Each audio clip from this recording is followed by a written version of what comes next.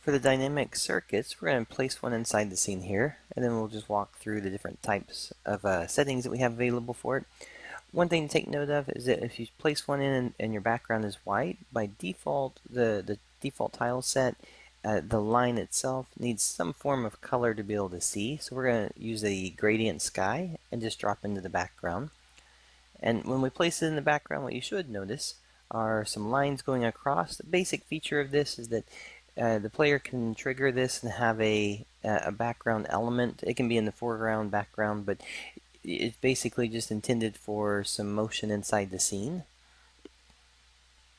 Alright, so let's go into the properties here. We're just going to take a look at the first set. The basic properties for this is going to go into the speed, the pattern, the color of it, the length, and all those good features for it. The first thing for the general settings on the circuit is whether or not it's start. It enables at start. If you have this one turned off, it's just simply going to wait until you trigger the object to be able to do something with it.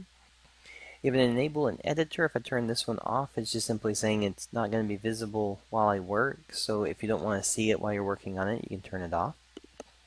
You have 3 states on the on trigger. So if you do set up the trigger system over here, you can have it where an object or a player, if they trigger it, you can say that it's going to be off instantly, which is the lines don't fade out, they're just going to turn off.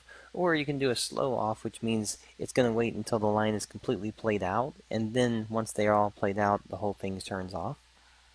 And then also you have a paused, so if you want to just simply pause the object when something triggers it, then you can do that. And then the last part is going to be the pause, the actual tile. If you go in, when you're in game mode, if you click on the pause button, you can say that you want to leave it off and you want it to actually just keep on moving so that there's some motion happening in the background, or you can have it where it pauses with everything else. Alright, so that's the basic setting for the circuits, and next we'll take a look at the lines and how we can work with them.